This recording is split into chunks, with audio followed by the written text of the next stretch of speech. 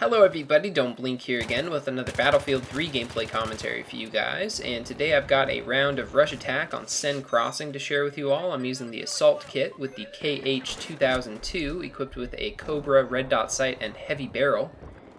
And I wanted to share this footage with you guys today because it's a good example of me not playing very well, but still pulling off the win due to lots of team play.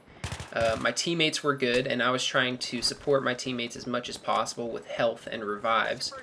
And also lots of objective play. Obviously, that's very important in rush mode, but to be honest, in most matches, you really don't see too much of it from a lot of your teammates, and that can be a very frustrating thing to notice and to observe.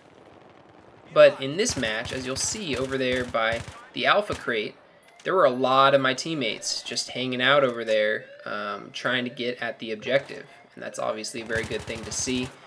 And my squad mate and I, we head over here to Bravo. He was very brave and kind of skydived down to the objective. I tried to hop down here, miss my jump, but I still distracted that guy enough that the MCOM did eventually go off, so that was good news. And here, I didn't know why my teammate had gone prone, but there was actually a claymore right there, so that was actually a good move on his part. I didn't notice it until I played the footage back, so I kept him alive because he was obviously a smart guy. But yeah, Seine Crossing is a very tough map as an attacker just because the defenders have so many advantages over the offensive team. Just because, number one, a lot of the MCOMs on this map are placed in very small rooms, very small areas with very few entrances. And the entrances that are available on most of the crates on this map are very difficult to attack as an offender. So it's difficult all around in terms of just getting to the MCOMs, getting them armed and keeping them armed. But then you also have to deal with all of the buildings on this map that do not have any lights in them for some unknown reason. I guess since it's a war zone, most of the lights are going to be turned off. Some of them are on, but for the majority of the buildings, the lights are off and none of them are very powerful. So when you have players using the special ops camouflage and they're up against a dark background, and there are dozens of windows that they could possibly be in, it becomes very difficult as an attacker to scan your surroundings and take note of all of the enemies that are hiding in the various windows that are strewn about this map. So you really have to be careful, be cautious as an attacker, or you're going to be killed left and right by people you never saw.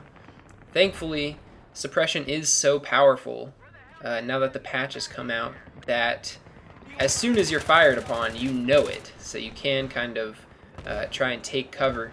But nevertheless, it's difficult when they are just a head poking out of a window across the map, and you are out in the open, right for the picking. So you really do have to be careful, have to move slowly and tactically about this map. But the most important thing, and this is true about Rush, on every map, and no matter how many players and no matter what's going on, but your team has to move more or less as a unit, one or two units, and if you break up more than that, then it's going to become increasingly difficult to make any headway on these crates, because you got to stick together. The more targets they have, the harder it's going to be for them to take them all out before you're able to get to the crate, get it armed, and get it destroyed. So we're finally on the last base. This is a tough one. One of the crates is outside and it's not too difficult to bombard, but the other crate is inside. I think it's like a stock exchange building. I'm not 100% sure what's housed inside of the final crate's building, but nevertheless, it's a difficult place to attack just because they do have the higher ground. There are lots of hidey holes, and the entrances are very obvious and very easy for the defenders to kind of keep their eyes on. Now, the bad news here is if you look on the minimap, the enemies somehow got their hands on our LAV, and that is something you never, ever, ever want to have happen, especially in rush mode as an attacker.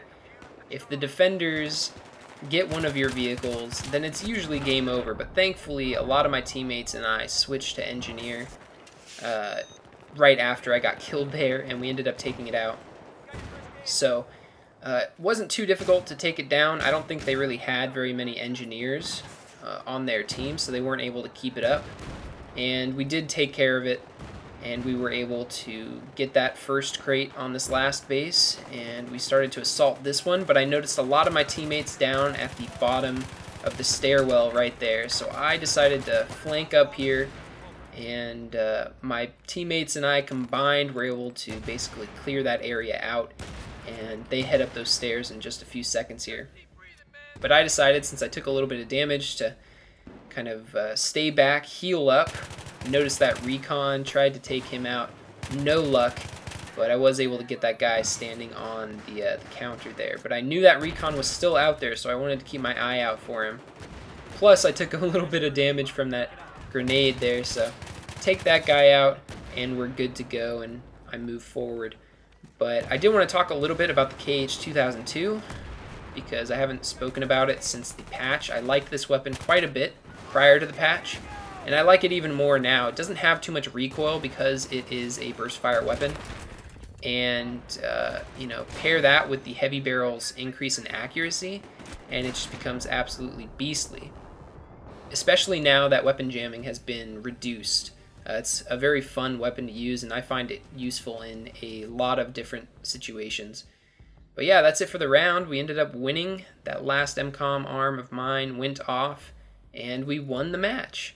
I was able to top the leaderboards despite the fact that I didn't have that great of a kill-to-death ratio, so that goes to show that, you know, healing and reviving your teammates definitely can help you earn a lot of points and win matches. So I hope you guys enjoyed this video. If you did, please give it a thumbs up, and I will talk to you all later. Have a good one. Bye.